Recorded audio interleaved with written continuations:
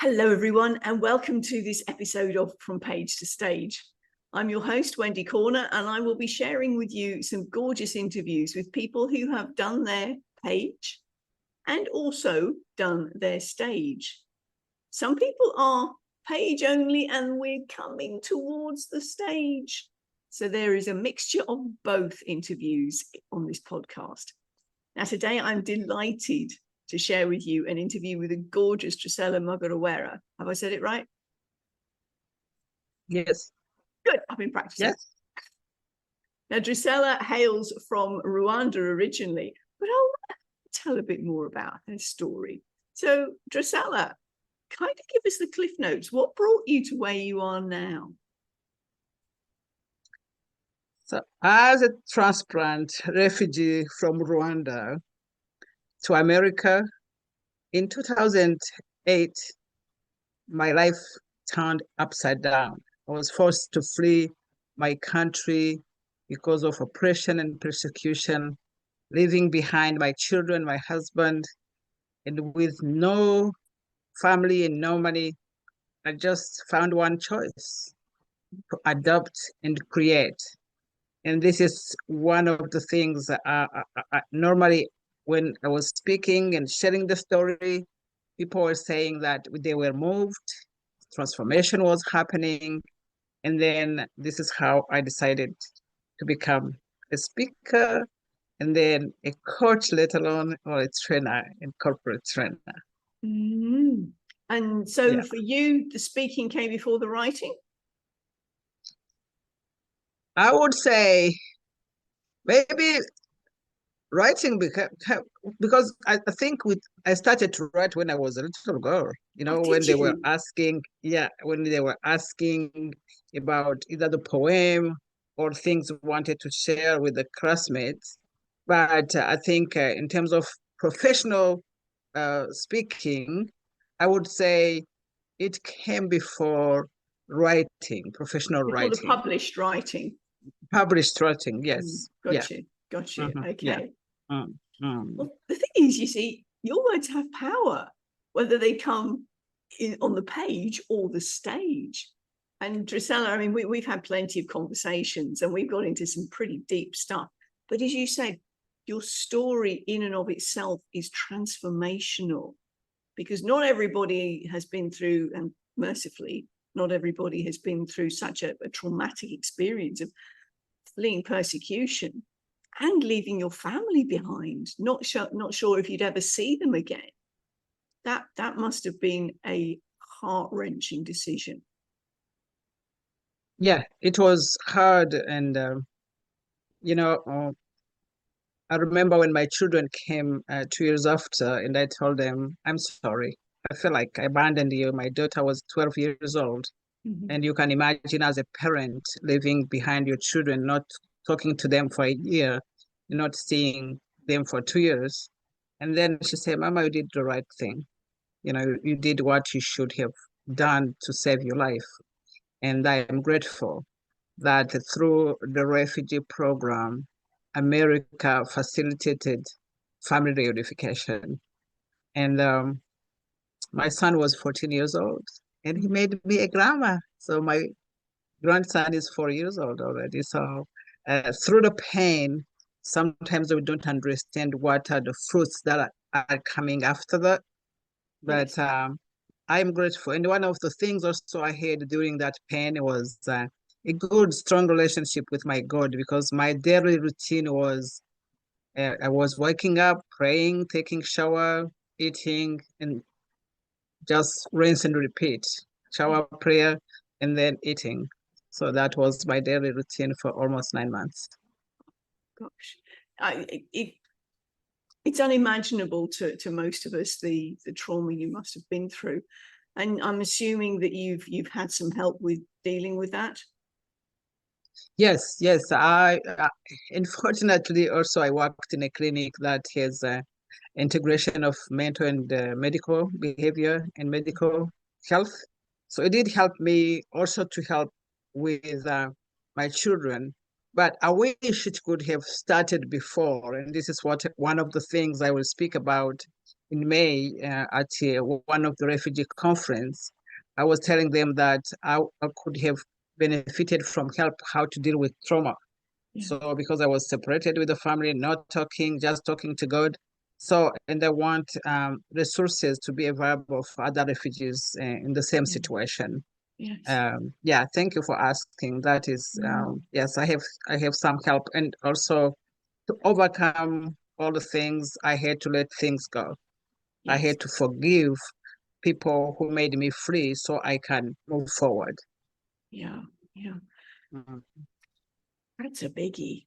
That's a very big Mm. one. I mean, particularly for our audience who maybe don't remember the genocide that was going on in Rwanda and the civil war. It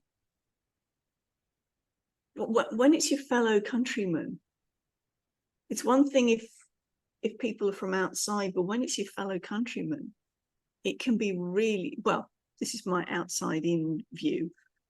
It must be really difficult because there's also that, who do you trust?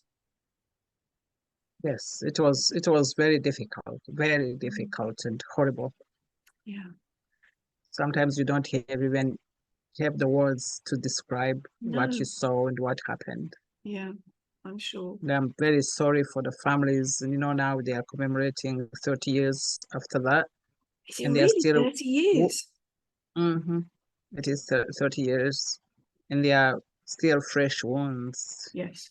Yeah. Yeah. That takes a lot of releasing and, as you say, forgiving, and that's not an easy ask. Yeah. Certainly. Yeah. Mm. Oh, okay. Well, Drocella, we'll move on from that. But thank you, because I mean, as you and I have discussed before, we go through some pretty crappy stuff, and it's tough at the time. And later we can see how we can share the wisdom of what we've learned to support other people who are maybe going through similar crappy stuff. Yes. So Yes. the book chat, because you've been part of two books now, haven't you? Yes. Yes. They are Oh, two. good for you, having them to hand. Well done.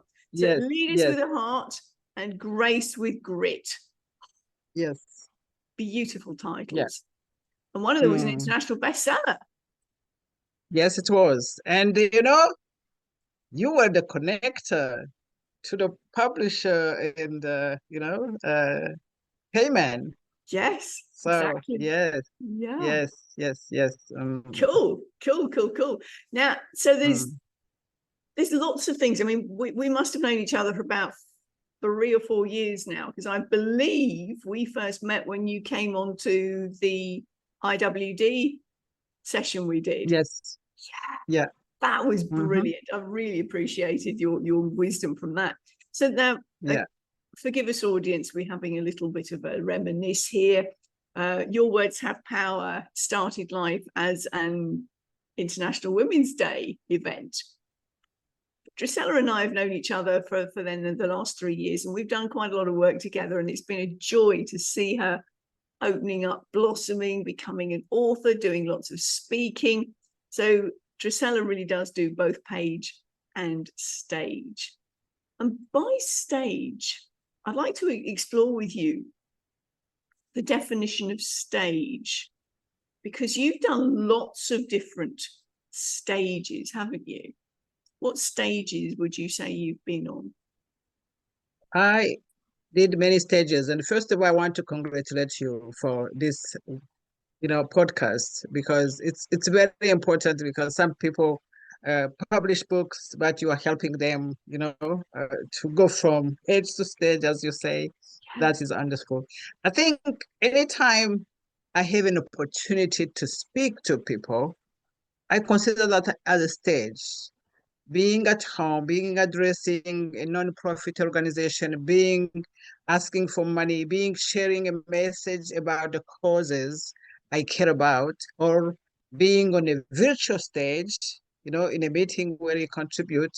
So there are many stages, and Yeah, and you can be in person, you can be virtual, you can be at home, you can be in a community, you can be in a club. So there are many stages. Anytime you have an opportunity to put your words out for a purpose, I think that is a stage for me. Absolutely. Thank you for sharing that, because so many of the people that I've spoken to, particularly authors, have gone, I'm an author, I'm not a speaker. And I've gone, well, you know, you can be both. It's not an either or, it's a both and.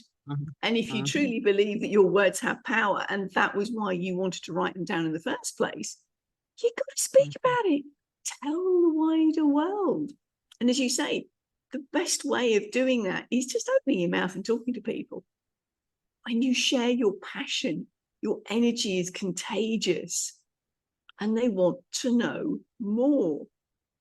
So this is where we get the idea for people who are have that thought of, you want me to be on a stage? I mean, you know, sort of the raised area with a microphone in hand and spouting forth, and we get, no, you don't have to do that. Yeah. A conversation. Which is frankly what a podcast is. Yeah. Yeah.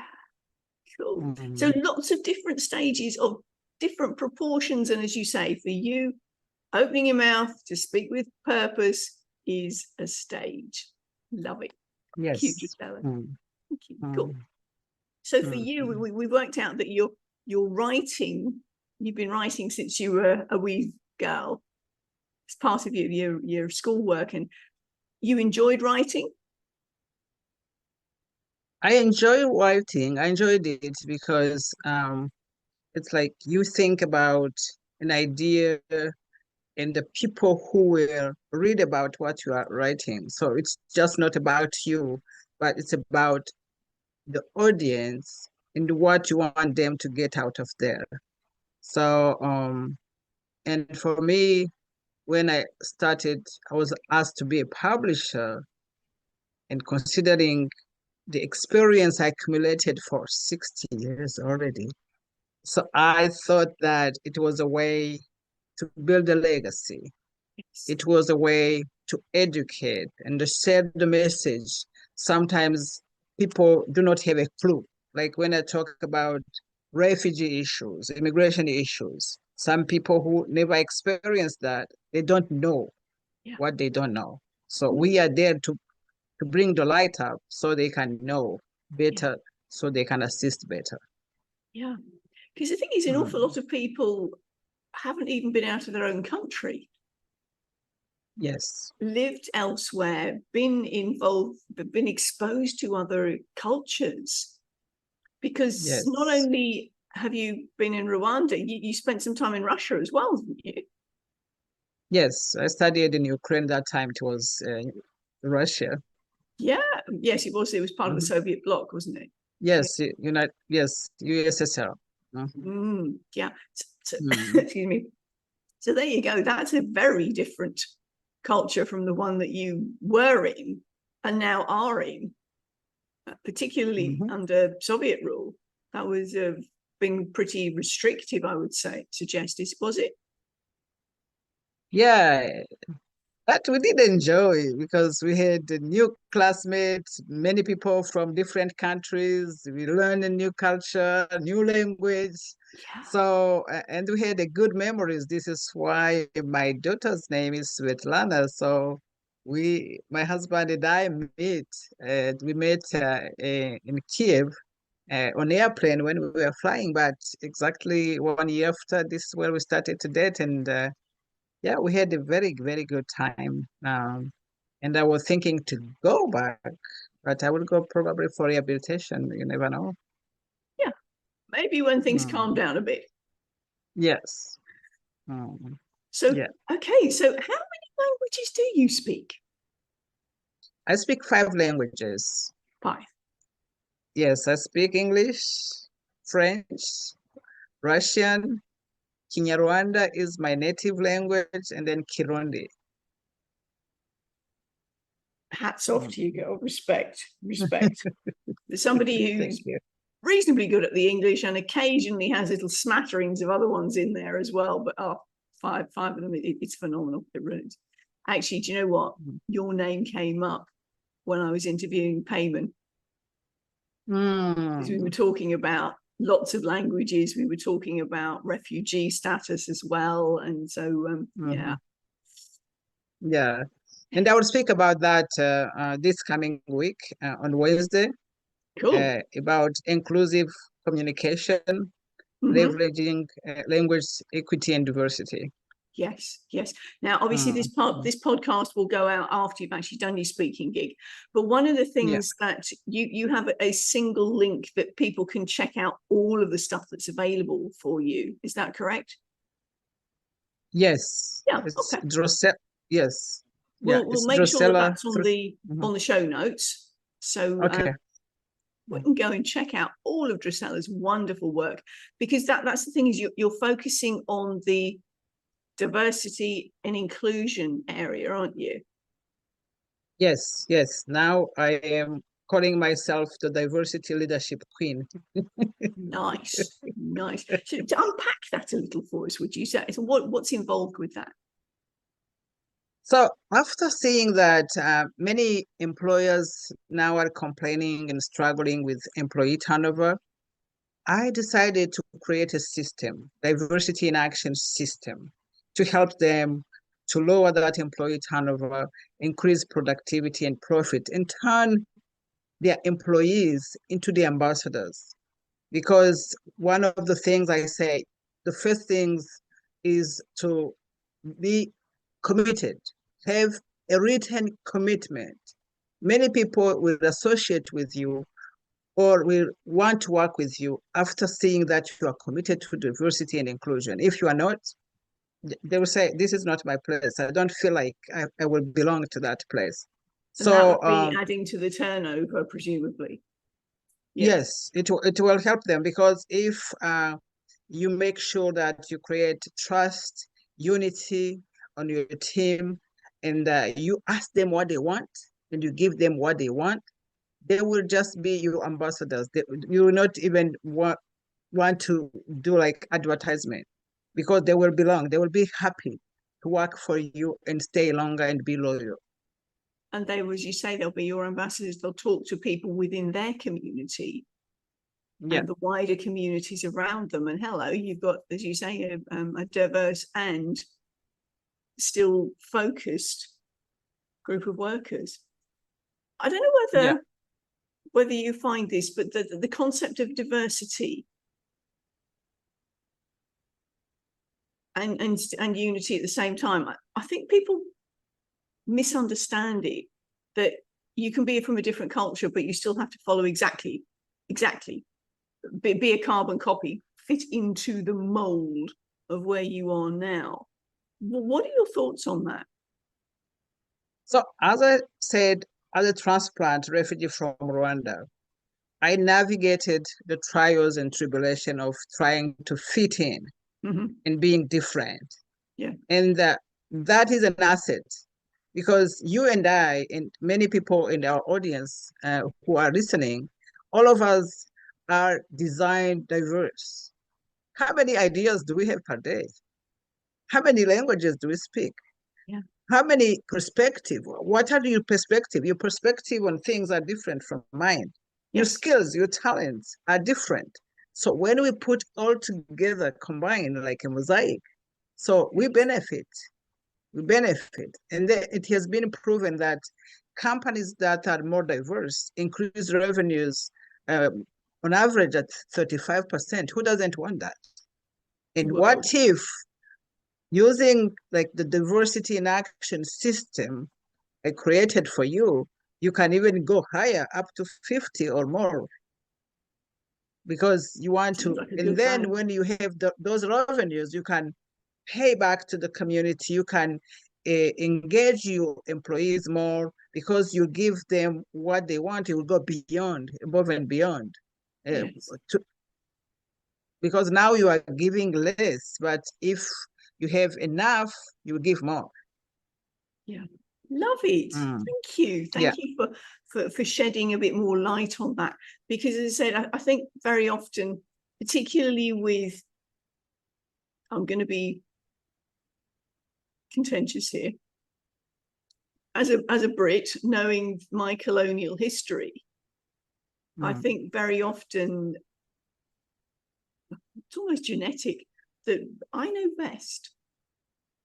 And there's that sense of not quite entitlement. I'm getting onto some dodgy ground here, but I find that you've got the male, pale, and stale echelons of business that don't necessarily want to open their minds to anything else, and they know right. They've got it right, and you've got to fit in with me. So thank you for unpacking that.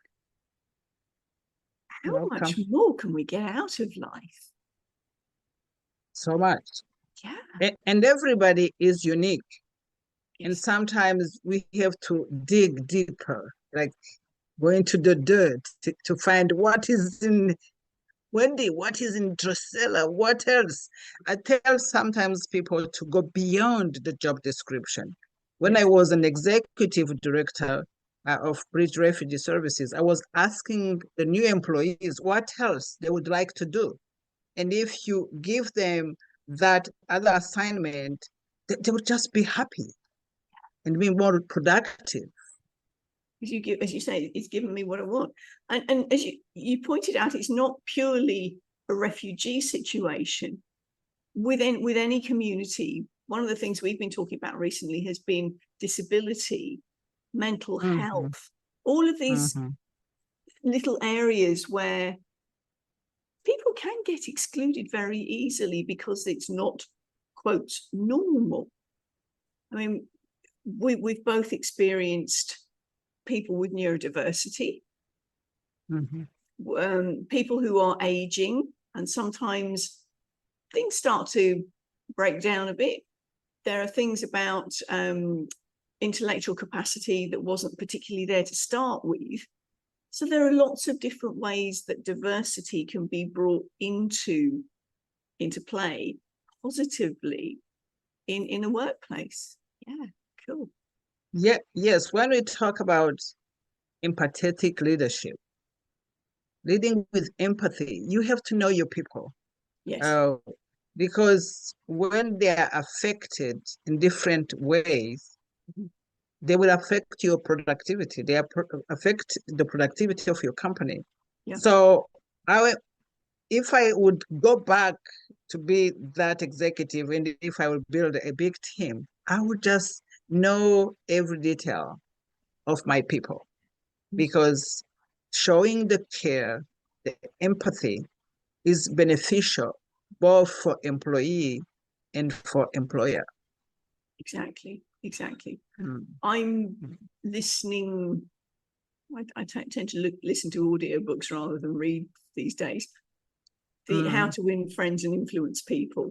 Ooh, yeah. And Andrew Carnegie originally, he set about knowing the names of all these people and a bit about them, so that months down the line, he could say, hello, so-and-so, how's your hollyhocks? Somebody's taking an interest in me. And if somebody's going to do that for me, I'm jolly going to work harder for you because I matter to you. Yeah. Yes. When you give them what they want and you tell them what you want, for sure you meet in the middle. Yeah. And it will be a win-win situation. It is, isn't it? Mutual blossoming. Oh, yes. Fabulous. Yes. Your words have power. They do indeed. They do indeed. And recognizing that everybody has an inherent dignity, and they are beautiful in and of themselves. And what is it that brings them alive? I love that. Thank you. Yeah. Thank you. Okay. And talking about the power of words, before, when I started to think about this career of being a diversity and inclusion consultant, I had a voice calling me to work with the police officers, an African American. Could you imagine what powerful words? Like if police officers, they face like minorities, and they talk words of empathy, encouragement, how things can change. And this is why during my trainings, I do some exercises of companies to write their own happy diversity alphabet. Oh, tell us more. What does that look Yeah. like? So I do workshops and I put people together and they can say, what A stands for you? Is it acknowledging people you work with? B, is it belonging? C, is it what? And then they can go. And when you do in a group, like leaders at different levels, so it's like a conventional thing you develop that will guide your actions, your mindset, all the things. Yeah. And the fact that they've generated it themselves, it's not, I'm Yes. telling you the right way. Yeah. I'm just a facilitator. I gave them the tools. Yes. Yes. Mm-hmm. Not just the facilitator. Okay. Can I challenge you on that just? It's a little bit too confining. I'm on a mission to lose the word just in that situation. You are the brilliant facilitator that they go, light bulb moment. Yeah. Yes. That's Yes. powerful. Thank you. That's Yes. powerful. Yeah. Love the ABC.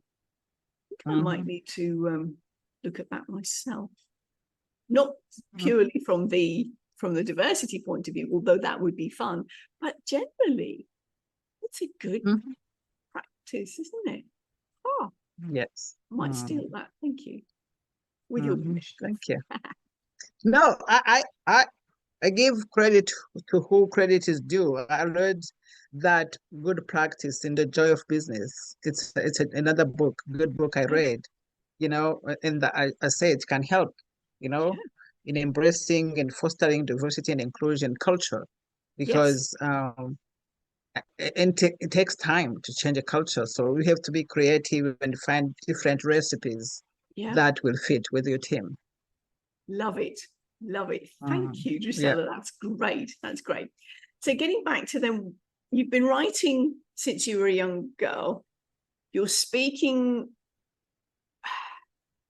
You were a parliamentarian. Yes, one time. More than simply a member of parliament. What was your role? So I was taking notes. I was like the secretary of the bureau. So all the laws, before submitting them to the Supreme Court, uh, the president and the vice president of the commission that presented that bill and me, we review everything if it's correct. And then I was revisiting the three languages because the Rwanda English, French, and Kinyarwanda are official languages. We wanted to make sure so that they match in the three languages. So it was a big role. Yeah. And then I was in charge of parliamentarians' affairs. So any question they had, I had to find a way to handle it. And you were standing up and speaking? Yes, this is well. Hello, there's another platform, another stage that you've been on. So words have been really important to you all through. And so you've been multilingual from teeny tiny, just adding the Russian in there for good measure when you left Rwanda. So language is important to you, so is inclusion. And I absolutely love that. So from your writing and your speaking have been part and parcel of your life all the way through, haven't they? Yes, they have been. Cool. Yeah. And now you can be found facilitating workshops, teaching corporate folks, looking at the cultural stuff around the diversity, and obviously speaking on stages as well, because you mentioned that you've got, was that a live or a virtual stage next week? It will be a virtual stage. Virtual stage, yeah, cool. Yes. So authors listening on this, it's amazing what you can do once you agree with yourself that it's worth pursuing. It's not an either speaker or author, it's a both and. So let's think about your first step Am I suggesting that you speak in Parliament? No. What I am suggesting is a one-on-one conversation. As Drocella said earlier, your passion comes out in the conversation. Any conversation with purpose is a stage. So what about it? Let's start thinking about podcasts. I know you've done some podcast guesting as well, haven't you? Yes, I have. And now I have a goal of doing at least like 2 a month. And in the near future, I'm thinking also launching my own podcast. Excellent. Excellent. Yeah. That will be fantastic. The 2 a month, I have to tell you that I've recorded another one just before you with guess who? Angel Tussie. Wow. And that was exactly her point. You got to be on 2 a week. Get yourself known. So that's what we're looking to do. I'm looking to do that as well. So tomorrow I'll be on another one, diversity, equity, and inclusion finder. So I will be with Juan tomorrow. Brilliant. Yeah. Brilliant. Yeah. Excellent. So when you're appearing on these podcasts, are you sticking to English, or are you willing to drop in other languages while you're at it? So for now, I'm doing English. But I know some people wanted me to do more and other languages. But like on Wednesday, we'll talk about why languages matter. How can we preserve this heritage? Because now, if we have more diverse communities, we have to provide through the languages they speak. And also, when I speak about the diversity in action system, sometimes we talk about resources. You have to put in place infrastructure for people who have skills and talents, but whose native language is not the business language. So you have to facilitate them to acclimate and to learn more the language within the organization. So I teach companies also how to leverage language diversity within their corporations. Beautiful, beautiful. That's so important. And you're right. I mean, America is a wonderful hodgepodge of immigration over the years. And I don't know, your grandson is American born and bred, isn't he? Yes, he's American born. So for generations who have literally been born and grown up in a country that is not their heritage, there's that from within a family, there's the tension of, well, who am I? Where's my cultural background? Where's my heritage? Do I want to keep them both going? And that in and of itself creates some interesting tensions within families as well. Yeah, but what we see, like my grandson is learning all the languages we speak, like 5, and Swahili is the other one, the 6. Because, and now recently I called him and he was talking in Chinese. He was telling 1 to 10 in Chinese. I was so impressed. Okay. So if he will go to visit my sisters, they don't speak English. So he should be able to communicate in my native language. So this is why I do not want him not to have that chance to learn the language. Yes. As an example, you get going, the brain is beautifully plastic and can go, okay, I can do this. Yes. Yeah. Yes. It's wonderful. I had going off on a tangent for a minute. My mother had one child at school who she must have been about 6, I think. Her parents were both consultants at the hospital. One family was Gujarati speaking, the other family were Punjabi speaking. And they also spoke Hindi as well. Now, both sets of grandparents stayed over for a period of 3 months.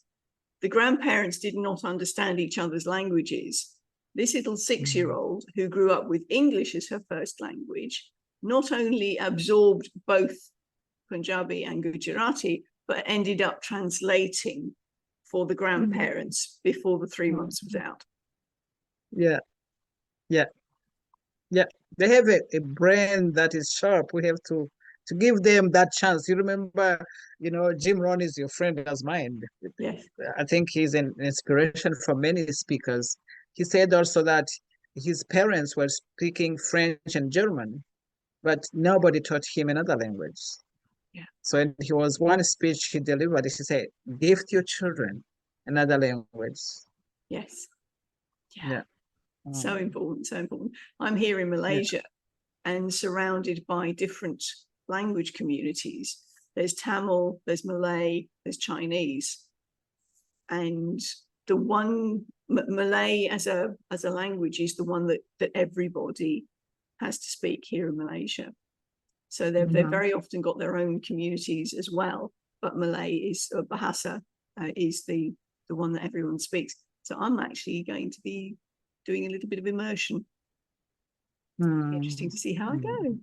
You can teach an old dog new tricks. Yeah, you can learn. We can do it. We can do it. Okay, so we've come along from the speaking, the writing. They go hand in hand and always have done. Your diversity in action framework is phenomenal. And that's where you're working at the moment. That's where you're teaching, you're facilitating cultural change and seeing phenomenal results in that respect. I'm wondering, Drocella, is there a solo book coming out at some point? Yes, I have been procrastinating on it. But I was just fishing. I was just fishing. I did not know this. Cool. So I will finish that because I'm halfway. I'm halfway because I want to publish a book about refugee integration. And I do not want people to have hardship where I had hardship. I want to talk about lesson learned so they can integrate quicker.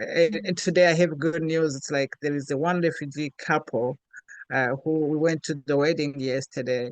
I remember in 2019, a girl came to me from Congo, say, "I'm lonely.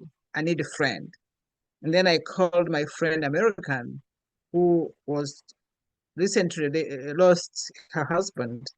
And then she said, "What if she comes and move with me? I have a room."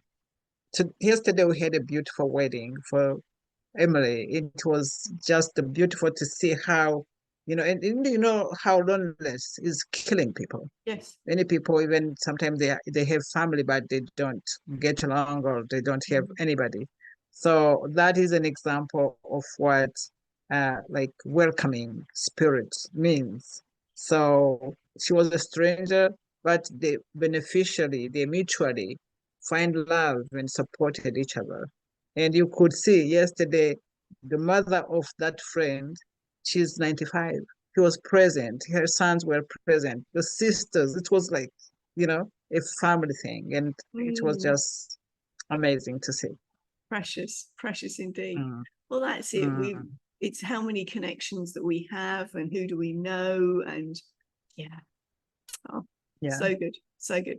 Okay, Drocella, then can as we're winding up, can you tell me, tell the audience here, what is it that you do? How do you embody your words from the page when you bring them to life on stage? Is there anything specific that you do? I do speaking. I speak about diversity. I speak about resilience because many people, all of us are resilient, but sometimes you feel like, how can I go? We are overcomers. So, and one of the things I speak about also is refugee integration. So those three topics are the ones I focus more on. In terms of diversity, equity, and inclusion, I speak about the system. I want to help people to build trust, team building, exercise within their companies, because I care about the employee turnover. It's manageable. So I created this tool to help people to manage the employee turnover so they can turn those employees into the ambassadors. Workshops, it can be half day to be efficient more, but if they want a whole day training, I can do that as well. So corporate training is as Can well I as speaking. ask you Mhm. to think from our audience's perspective? What is Okay. it that you do? Is it the passion that is how you embody your words from page to stage?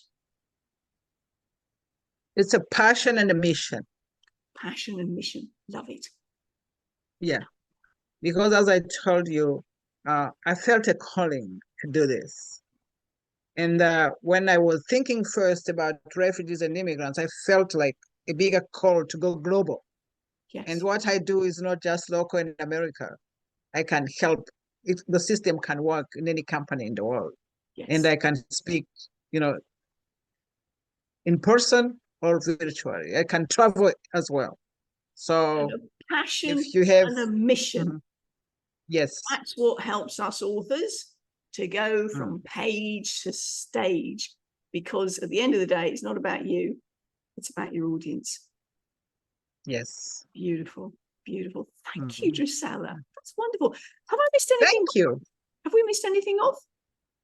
I don't think we missed anything, but what I want to tell our audience, we have to scale diversity and inclusion. It doesn't have to scare us, because ignoring the power of diversity and inclusion is ignoring ourselves, because we are designed diverse and we have just to live it, to do it, and to make the change happening. When we talk about justice for all, I invite you to see any injustice in your community. If people are mistreated, just speak out. And if you are a decision maker, be open to changes, because change happens, wanting or not wanting, change happen anyway. Exactly. Beautiful. Thank you so much, Drocella. So there we go, folks. Thank you. I want to thank Drocella for sharing her from page to stage. For now, bye from us.